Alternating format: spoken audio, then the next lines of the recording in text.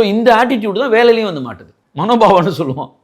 இந்த மனோபாவம் வந்து மாட்டக்கண்டு பொறுமைன்னு சுத்தமாக கிடையாது. எதுக்கு பொறுமை கிடையாதுன்னா ரியாக்ட் பண்ணுறது. எடுத்தாலும் ரியாக்ட் பண்ணிடுறது. எது எடுத்தாலும் ரியாக்ட் பண்ணிடுறது.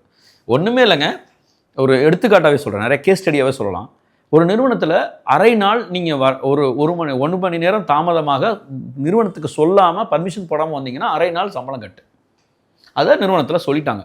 இந்த மாதிரிப்பா அரை நாள் சம்பளம் கட் ஆகும்னு. சரின்னு கேட்டுட்டாப்புல ஒரு நாள் லேட்டாக வராரு. ஒரு நாள் 1 மணி நேரம் 1.5 மணி நேரம் லேட்டாக வராரு. அப்போ அவருக்கு எவ்வளோ சம்பளம் கட் ஆகும்? 1.5 மணி நேரம் லேட்டாக வராரு ஒருத்தர், சொல்லவும் இல்லை. அரை நாள் சம்பளம் கட் ஆகும். அந்த மாத கடைசியில் அவருக்கு சம்பளம் போடும்போது அந்த அரை நாள் கட் ஆயிருக்கு. அது எப்படி கட் பண்ணுவீங்கன்னு சொல்லி இப்போ ரிசைன் பண்ணுறேன். அதாவது என்ன நினைப்பு இருக்குன்னா, நான் ரொம்ப ஆழமான ஒரு விஷயம் ராஜவேல், இந்த சமூக சிந்தனையாகவே இருக்குது. எனக்கு மட்டும் சட்டம், எனக்கு மட்டும் இந்த சட்டத்துலேருந்து என்னை விலக்கு கொடுத்துருங்க. இது இங்கே இல்லை, வேலையில், சாலையில், பொது இடங்களில், அரசாங்கத்திட்ட எல்லாத்துலேயுமே நம்ம தானே கேட்குறோம். சிக்னலில் போய் நான் கிராஸ் பண்ணி போலீஸ் பிடிச்சா என்னை மட்டும் விட்டுருங்க. நான் ஒரு ரூலை வைரலேட் பண்ணால் என்னை மட்டும் விட்டுருங்க. எங்கள் சித்தப்பா எம்எல்ஏ, எங்கள் பெரியப்பா அவர் ஏதாவது சொல்லி அங்கேருந்து தப்பிக்க தான் பார்க்குறோம். சட்டத்துலேருந்து தப்பிக்க பார்க்குறது மிகப்பெரிய மனநிலையாக போகிறதுனால இந்த ஆட்டிடியூட்லேயே எதையும் மதிக்க வேண்டும் என்ற நினைப்பு போயிடுது.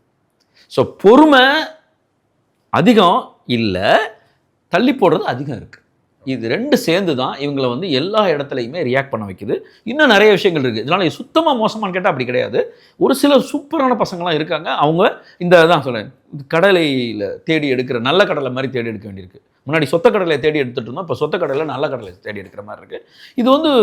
இது மாறும். ஆக்சுவலாக இது மாற வேண்டிய கட்டாயம் தான். ஏன்னா இப்போ வேலை இழப்பு இந்த மாதிரி விஷயங்கள்லாம் வரும்போது முதல்ல என்ன செய்வாங்கன்னா, இந்த ஆட்டிடியூடு ஒரு நிறுவனத்துக்கு ரொம்ப ஃபினான்ஷியல் கிரன்ச் வருது வச்சுக்கோங்களேன். ஆட்டிடியூடு யார் ரொம்ப கம்மியாக இருக்குன்னா அவனை தான் தூக்குவாங்க. இவன் சரியான ஆட்டிடியூட் இல்லை, வேலைக்கு ஆக மாட்டான். இவன் எவ்வளோ திறமைசாலியாக இருந்தாலும், ரொம்ப முக்கியமான விஷயம், எவ்வளவு திறமைசாலியாக இருந்தாலும் நல்ல டிசிப்ளின் இல்லாத ஆட்களை தான் நிறுவனங்கள் முதல்ல தூக்க பார்க்கும். ஏன்னா இவங்களால தான் இந்த நிறுவனத்தோட பேர் கெடும் அப்படின்ட்டு. அந்த மாதிரி ஒன்று. இந்த பக்கம் நம்ம வேலையை விட்டு போனால் ரொம்ப அப்படியே எனக்கு ரொம்ப பெரிய இது வந்துடும் அப்படின்னு நினைக்கும் போது ஒரு லிமிட்டுக்கு மேலே அந்த சுவிட்சிங் எந்த நிறுவனமும் ஒத்துக்காது. முதல் கம்பெனி, 2வது கம்பெனி, 3வது கம்பெனி.